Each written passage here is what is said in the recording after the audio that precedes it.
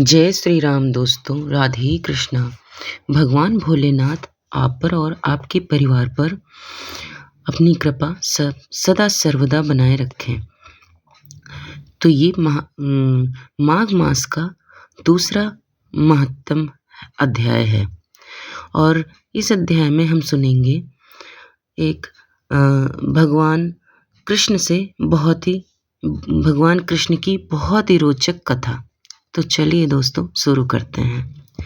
जो हरि का नाम लेगा, हरि उसे बचाने कलयुग में भी स्वयं प्रकट होंगे। इसी कड़ी में हम लेकर आए हैं कलयुग की कुछ ऐसी घटनाएं जिन्होंने हिंदू धर्म में हिंदुओं की आस्था को और प्रबल किया है। आज हम आपको ऐसी कथा के बारे में बताने जा रहे हैं जिसका पुराणों में वर्णन मिलता है। इसमें भक्त और ईश्वर के अटूट प्रेम से संबंधित बहुत सारी कथाओं का उल्लेख मिलता है। ये कथा हमारे देश के साक्षी गोपाल नामक एक मंदिर से जुड़ी है। कथा के अनुसार एक बार दो ब्राह्मण वृंदावन की यात्रा पर निकले। उनमें से एक वृद्ध था और दूसरा जवान था। मार्ग लंबा और कठिन था, जिस वजह से उन दोनों यात्रियों को यात्रा के दौरान कई कष्टों का सामना करना पड़ा। उस समय आज की तरह रेलगाड़ियां और बसों की सुविधा उपलब्ध नहीं थी। यात्रा के दौरान युवा ब्राह्मण ने वृद्ध व्यक्ति की खूब मदद की, जिसकी वजह से वृंदावन पहुंचकर उस ब्राह्मण ने कृतज्ञता जताते हुए कहा कि हे युवक, तुमने मेरी खूब सेवा की है। मैं तुम्हारा अत्यंत कृतज्ञ हूँ। इस सेवा के बदले में मैं तुम्हें पुरस्कार देना चाहता हूँ। पर उस युवा ब्राह्मण ने पुरस्कार लेने से मना कर दिया, जिसके बाद वृद्ध व्यक्ति हठ करने लगा। फिर उस वृद्ध व्यक्ति ने अपनी जवान पुत्री का विवाह उस ब्राह्मण युवक से करने का वचन दिया। ब्राह्मण युवक ने वृद्ध व्यक्ति को समझाया कि ऐसा नहीं हो सकता है, क्योंकि आप बहुत अमीर हैं और मैं बहुत गरीब हूँ, ब्राह्मण हूँ। फिर भी वृद्ध व्यक्ति अपनी हट पर अड़ा रहा और फिर कुछ दिन तक वृंदावन में रहने के बाद दोनों घर लौट आए।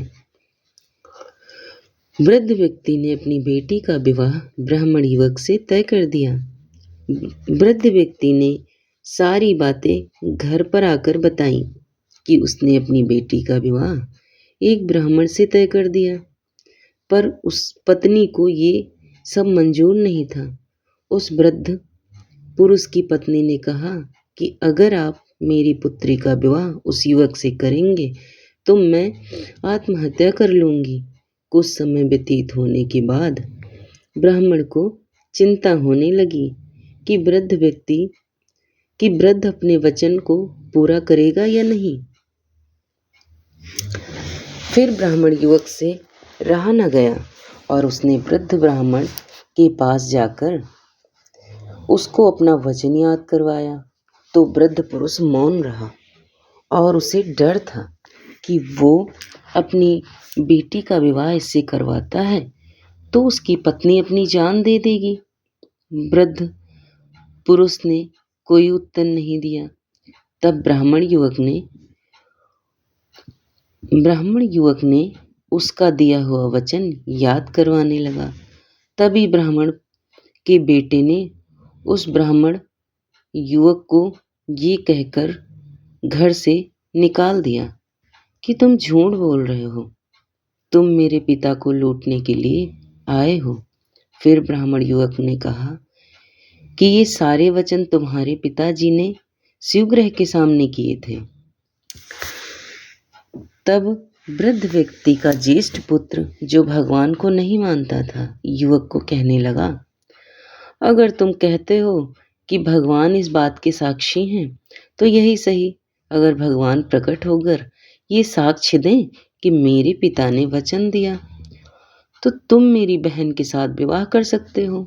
तब युवक ने कहा, मैं भगवान श्री कृष्ण से कहूँगा कि वो साक्षी के रूप में आए।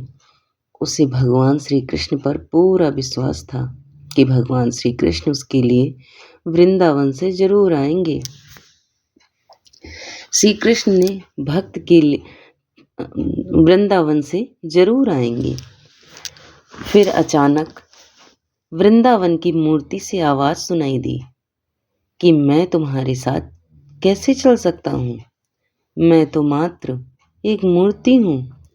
तब उस युवक ने कहा कि जब मूर्ति बात कर सकती है तो साथ भी चल सकती है।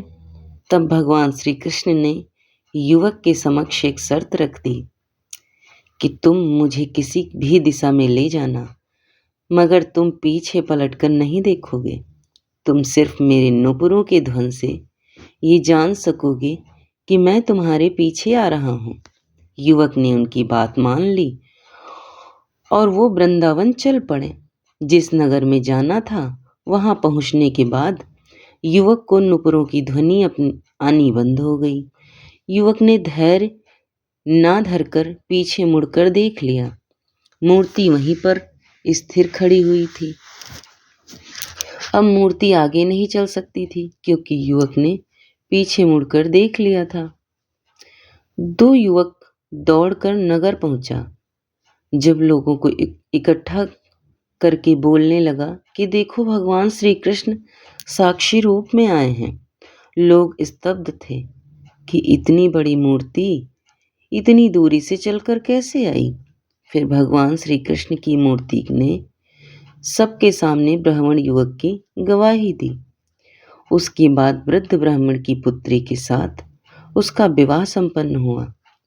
विवाह के बाद उस युवक ब्राह्मण ने श्री वग्रह के सामने उस स्थल पर एक मंदिर बनवा दिया। आज भी लोग इस मंदिर में साक्षात श्री गोपाल जी की पूजा करते हैं। तो दोस्तों, आज की ये कथा आपको कैसी लगी हमें ज़रूर बताइएगा। और अब सुनते हैं माघ मास महात्म का अध्याय 2। तो दोस्तों, कल की कथा में आपने सुना कि तपस्वी ने राजा से कहा कि हे राजन, इस पुण्य शुभ माघ में इस सरोवर को छोड़कर तुम कहाँ जा रहे हो? क्यों जाने की इच्छा करते हो? तब राजा कहने लगा कि हे महात्मन, मैं तो माघ मास में स्नान के फल को कुछ भी नहीं जानता। कृपा करके आप विस्तार पूर्वक मुझको बताइए। और दोस्तों, अब कथा अध्याय 2 का श्रवण करते हैं। तो राजा के ऐसे वचन सुनकर तपस्वी कहने लगा कि हे राजन, भगवान सूर्य बहुत शीघ्र उदय होने वाले हैं, इसलिए यह समय हमारे लिए स्नान का है, कथा का नहीं। सो आप स्नान करके अपने घर को जाओ और अपने गुरु श्री वशिष्ठ जी से इस महात्म्य को सुनो। इतना कहकर तपस्वी सरोवर में स्नान के लिए चले गए और राजा से विधि पूर्वक सरोवर में स्नान करके अपने राज्य को लौटा। महात्म्य को सुनो। और विधि पूर्वक सरोवर में स्नान करके अपने राज्य को लौटा और रानीवास में जाकर तपस्वी की सब कथा रानी को सुनाई। तब सूत जी कहने लगी कि महाराज, राजा ने अपने गुरु वशिष्ठ जी से क्या प्रश्न किया है और उन्होंने क्या उत्तर दिया, सो कहिए। व्यास जी कहने लगे कि हे सूत जी, राजा दिलीप ने रात्रि को सुख से सोकर प्रातः समय ही अपने गुरु वशिष्ठ के पास जाकर उनके चरणों को छूकर प्रणाम करके तपस्वी के बताए हुए प्रश्नों को अति नम्रता से पूछा कि गुरुजी, आपने आचार दंड नीति, राज्य धर्म तथा चारों वर्णों के चारों आश्रमों की क्रियाओं, दान और उनके विधान, यज्ञ और उनकी विधियां, व्रत, उनकी प्रतिष्ठा तथा भगवान विष्णु की आराधना अनेक प्रकार से तथा विस्तार पूर्वक मुझको बतलाइए। अब मैं आपसे माघ मास के स्नान के महात्म्य की कथा को सुनना चाहता हूँ। सो हे तपोधन, नियम पूर्वक इसकी विधि समझाइए। गुरु वशिष्ठ जी कहने लगे कि हे राजन, तुमने दोनों लोकों के कल्याणकारी वनवासी तथा गृहस्थियों के अंतःकरण को पवित्र करने वाले माघ मास के स्नान का बहुत सुंदर प्रश्न पूछा है। मकर संक्रांति के सूर्य के आने पर माघ मास में स्नान का फल गौभूमि, तिल, वस्त्र, स्वर्ण, अन्न, घोड़ा आदि दानों तथा चंद्रयान और ब्रह्मकुर्च व्रत आदि से भी अधिक होता है। वैशाख तथा कार्तिक में जप, दान, तप और यज्ञ बहुत फल देने वाले हैं, परंतु माघ मास में इनका फल बहुत ही अधिक है। माघ मास में स्नान करने वाला पुरुष राजा और मुक्ति के मार्ग को जानने वाला होता है। दिव्य दृष्टि वाले महात्माओं ने कहा कि जो मनुष्य माघ मास में सकाम या भगवान के निमित्त नियम पूर्वक माघ मास में स्नान करता है वह अनंत फल वाला होता है। उसको शरीर की शुद्धि, प्रीति, ऐश्वर्य तथा चारों प्रकार के फलों की प्राप्ति होती है। अदिति ने 12 वर्ष तक मकर संक्रांति में अन्न त्याग कर स्नान किया। इससे तीनों लोगों को उज्ज्वल करने वाले 12 पुत्र उत्पन्न हुए। माघ में स्नान करने से रोहिणी, सुभग, अरुधंती दानशीलता हुई और इंद्राणी के समान रूपवती होकर प्रसिद्ध हुई। जो माघ मास में स्नान करते हैं तथा देवताओं के पूजन में तत्पर रहते हैं, उनको सुंदर स्थान, हाथी और घोड़ों की सवारी तथा दान को द्रव्य प्राप्त होता है। अतिथियों से उनका घर भरा रहता है। उनके घर में सदा वेद ध्वनि होती रहती है। जब वह मनुष्य धन्य है जो माघ मास में स्नान करते हैं, दान देते हैं तथा व्रत और नियमों का पालन करते हैं।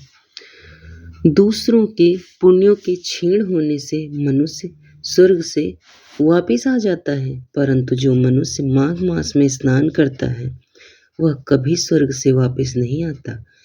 इससे बढ़कर कोई नियम, तप, दान पवित्र और पापनाशक नहीं है। भृगु जी ने मणि पर्वत पर विद्याधरों को यह सुनाया था।